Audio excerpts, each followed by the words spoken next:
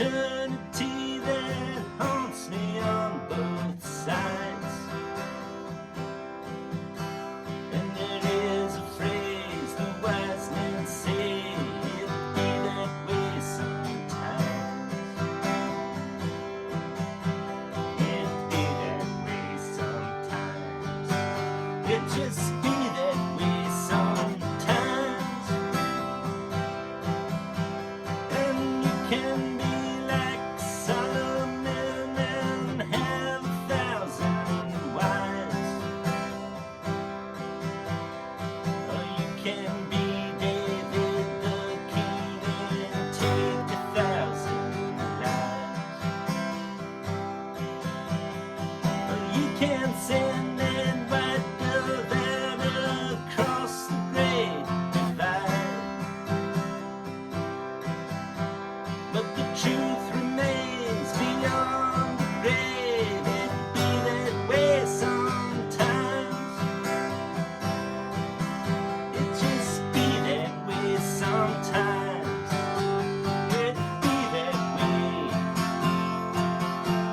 sometimes. Have you ever been? Have you ever tasted hunger till you couldn't eat no more? Did it ever make you wonder what the bread of life was for? And do you think that your next meal will be whatever you can find? Feast is laid for those who pray. It be that way sometimes. It just be that way sometimes. It be that way sometimes.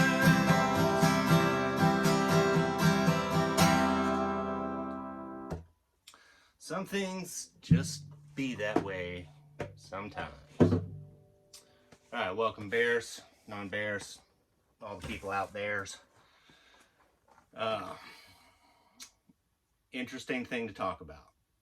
You know, I've been really busy, got a pregnant wife, got a 15-hour-a-week job, and I've got another extracurricular thing I'm gonna have to tell you about later, because that's not the subject of this video. This video is about the spiritual and intellectual stimulation that I have in my life right now. Obviously, the full life that I have, I'm not able to absorb a lot of media right now. I can listen to about one Owen Benjamin podcast a week, to and from work. I get about 15 minutes each way.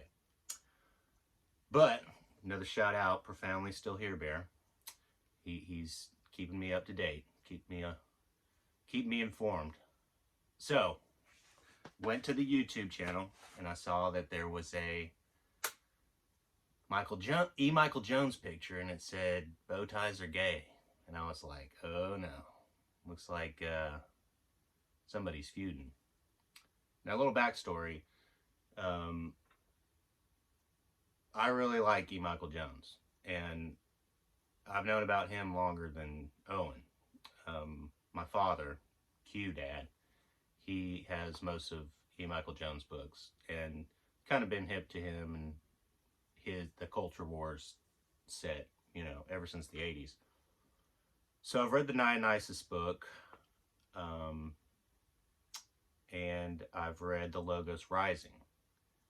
And let me just state, it's good stuff. It's really good stuff. Like, I could spend the rest of my life lecturing just out of the subject matter of Logos Rising, and Dionysus, and the Jew book, and the Libido Dominande book. It's all good stuff. It's, E. Michael Jones is a wise man and a great researcher, and obviously well-spoken. And so, more of the backstory, you know, talking to my dad about stuff, you know, I let him listen to a lot of Owen stuff, and he likes, he really can't argue with anything Owen says. He really likes him. He's trepidatious though, because he kind of, to his credit, he kind of felt this thing coming, because I told him Owen and E. Michael Jones were good friends and had a lot of respect for each other.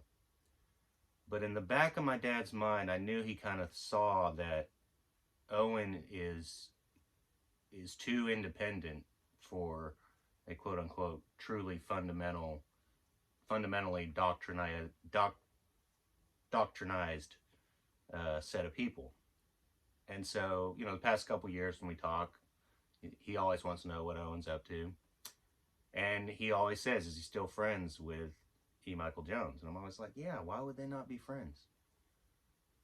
And then I listened, clicked on that Bow Ties Are Gay video, and I was like, oh no. Oh, even further backstory. Like months ago, I was at my mom's doing yard work, another one of the few times that I get to listen to media, and couldn't find any Owen Benjamin podcasts on YouTube, but I found the one with him and Milo. But it was only like the first 30 minutes of it. But I was like, oh, this will be interesting. These guys will work well off each other, whatever happens. And so listening to it, it starts out with Milo asking Owen all these questions to what, the obvious answer is Trinity. Like, who's the lady in Matrix? And I was kind of embarrassed for Milo, because I was like, you're turning like the heart of what a lot of Christians think is the doctrine of salvation, the doctrine of our gnosis of God. You're turning it into just this word that has nothing to do with what it's really about, and you're making it sound like your all your faith is in this word, and this word doesn't have to. In order to be a doctrinally correct Christian, you just have to kiss the ring of this word. And I was kind of embarrassed for him, but I was half expecting Owen to just be answer, oh, Trinity, Trinity, Trinity. But Owen pushed back, because I think Owen felt the same thing. Like, you're coming at this the wrong way.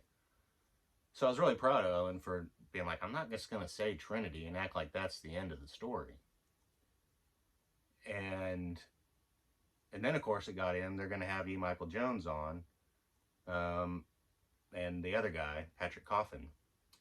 And they're going to have a intervention for Owen about it. I was like, okay, that's kind of funny. There could be a lot of good discussion and comedy here. But then inevitably the video ended, and they were like, if you want to listen to the end of it, you got to go pay some money somewhere. That's how those things go. So that's the last I thought of it. That really the only thing I thought of it was I'm a little embarrassed for Milo, but what would you expect from someone like him? So come to find out, it was a Trinity ambush, according to Owen. And he's not happy. Obviously, an article was written. He's not happy about it, and he went full scorched earth, napalm drop on the whole Catholic Church. Which, in my book, there's nothing more entertaining than something like that. So I only listened to the first 15 minutes. So I got to work on my lunch break. I read the article, and I was like, this is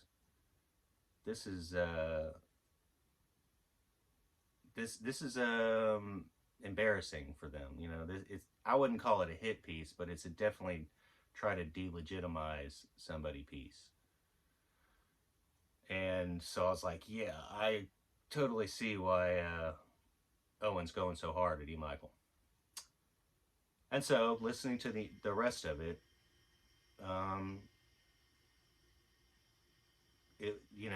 just the subject of the Trinity, my whole life, you don't know how many Trinity interventions I've went through just growing up in a typical Southern Baptist church. Like saying I was a Christian, saying that I loved God and was trying to serve him as best I could. And I really was trying to nail down my whole life. What is it? What is that line of demarcation? Can we put it into words in any way? And they're always just like, yeah, the Trinity. You just, as long as you worship the Trinity. And then it gets even simpler from there. The one part of the Trinity you have to ask into your heart, and you have to ask forgiveness to one part or all the parts, and it just got weird. And so many times I'd just be like, no, I'm I'm not going to go there with you guys. So it was just very refreshing to hear that Owen stood his ground, and I don't blame him, because this subject matter, it's the subject matter. And E. Michael Jones, this, you would expect this sort of thing, this kind of doctrine and this kind of belief system from someone like Milo, who is openly gay but also wants to openly be a Christian. So if a Christian is somebody who tries their hardest not to be false, not to sin, that's just not going to work for most people who believe that they are natural born sinners and that it's out of their hands that they're going to sin. They need a doctrine that puts the sin aside and just absolves them of it, free and clear. And so they've developed one, but it's very incomplete. It's almost like if Milo died and went to heaven, and God was like, why should I let you into heaven? Well, God, because I was a Christian. What's a Christian? Oh, somebody who believes in the Trinity. What's the Trinity? Well, the Father, Son, and the Holy Ghost. Well, break that down. Okay, well, the Father is the original, and the Son was the begotten, and then the Holy Spirit. This goes on forever. This is a reductionist argument. This is the whole book of Logos Rising was about these kind of arguments. And E. Michael Jones, like I said, I would expect this from someone like Milo, and a literal magician. A literal magician. And reading the article, I don't want to even bring Patrick Coffin into this. His aperture and his intellect is not even high enough for him to even know what it's so legalistic. It was just like, oh, Owen didn't say this. Well, that A equals B equals C. I'm allowed to say this about him. That guy's not on the level, and he's not even really part of the conversation. He's a henchman. Milo's a smart guy. He might, like I'm saying, it was really funny that the whole dynamic of getting a group to try to prove, to intervene with Owen about this subject. But E. Michael Jones, he's got some real soul searching to do. If he thinks the doctrine of the Trinity, just the Trinity itself, without a full understanding of it, is all you need to be on, the right side of God.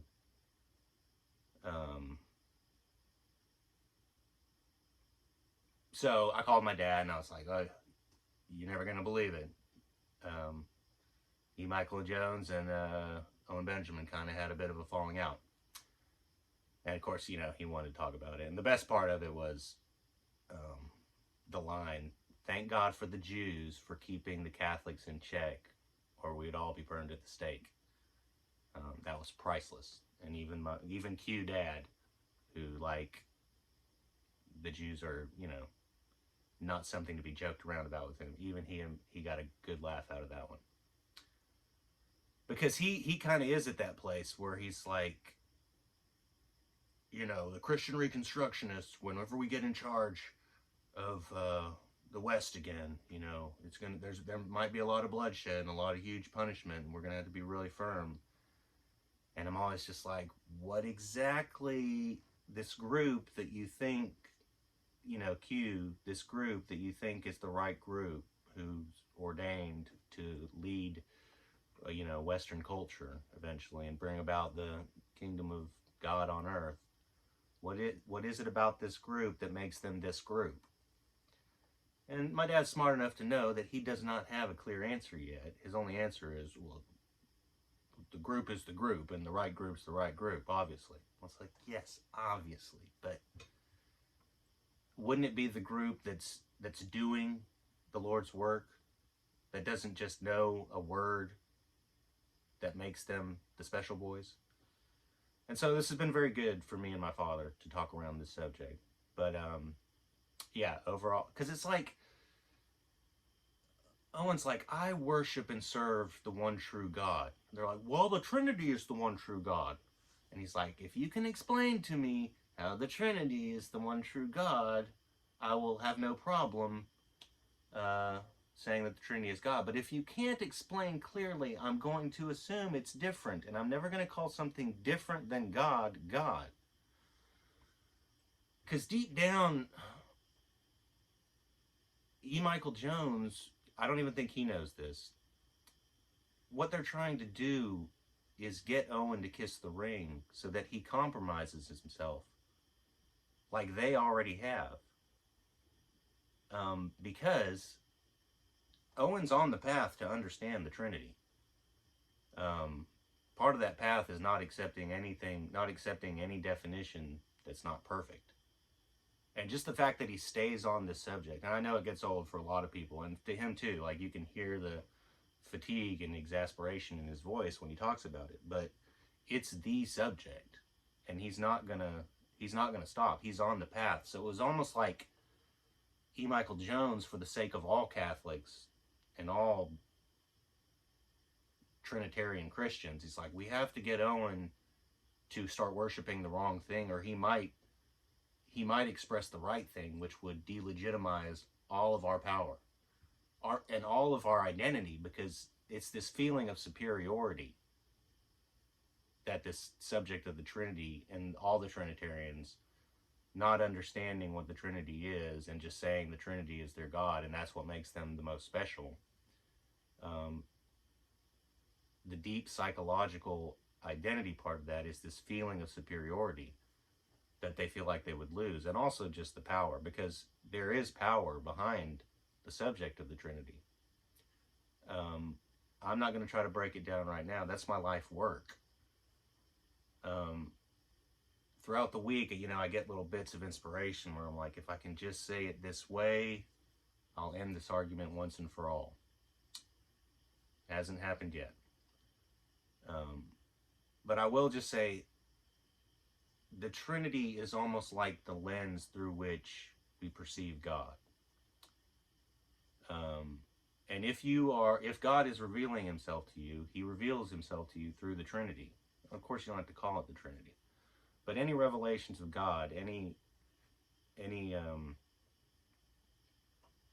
experience of the character of God that we are able to feel and experience is because of the Trinity. It's the aperture, it's the lens through which man can come to know the Creator. And that's as far as I'm going to take it right now. I understand anybody having a problem with it, because it's incomplete. It's what Chesterton, in his book Everlasting Man, he said, on people's path towards trying to understand God, they'll get to the Trinity, and instead of using that to continue, they will become Triniteists. They will turn the idea of the Trinity into an idol. This will become an idol. This will become a false god. And they'll kill for it, and they'll burn, and they'll do anything in their power to make sure that people keep worshiping this idol. But unless it's connected the correct way, it is just an idol, and it's just a word, obviously. So, it's been a great week listening to that podcast. It was really funny. And at the end of the day, I think Owen really does still have respect for E. Michael Jones. Milo and Patrick Coffin, they're a couple henchmen. Milo definitely does have the potential. Of course, everyone has potential to experience the grace of God and the wisdom and the power. But E. Michael Jones he's got to do some really serious soul searching, like I said. But like I said, I love his work. The Logos Rising, I look forward to someday going through that chapter by chapter with you guys. But the one thing, like, my radar is always on when I'm reading any Christian text, is that eventually they're going to get to the Trinity. And either they're just going to, pay homage to it in passing, which isn't real homage, or they're going to admit the true sacred mystery that it is. And of course, throughout the course of the book, Logos Rising, which really is just the back and forth of absolutism and relativity throughout history, and just showing the great works of art and the great thinkers that have either promoted relativity or absolutism. The book is nearly flawless in that way, except when it approaches the subject of the true doctrine of Catholicism. It just assumes Catholicism is correct. That's the weak part of the book, while never truly explaining what that sacred jewel of the Trinity truly is. Because I don't think he can yet. I think he's still working his way through it.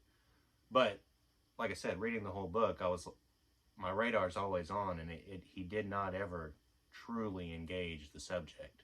He just took it for granted. But just the fact, just thinking about E. Michael Jones' perspective of it, which is, it is the Antichrist almost. The Antichrist is going to look very closely like the real thing. The anti-Trinity and the true Trinity. I'm a Trinitarian. I don't mind saying so, but I'm not a Trinityist. I have this is my grandfather's ring. Of course, the Masons have commandeered all this symbolic subject matter. See, it's a triangle with a flame in it, and some Latin in the inside that says "from the many one." It's ubiquitous. The Trinity is. Of course, I don't wear it for that reason. I wear it just so the world knows that I'm married, and not to try to flirt with me. But all that to say, great simulating stuff. Owen held his ground, and I just can't wait to see how E. Michael Jones reacts to this one. So we'll see. And the other extracurricular thing I'm talking about is I'm right in it with the tyrannical feminine spirit, and it has nothing to do with my wife or her mother. Great family dynamic, getting all the power in the world from that. But out in the world, I have this other thing going on where I am locked, horns locked in with the tyrannical feminine spirit, and I'm learning a lot, and I can't wait to tell you more about it. So keep crushing, keep attacking if that's your thing, keep trolling if that's all you know what to do. Just don't do nothing. That's the worst.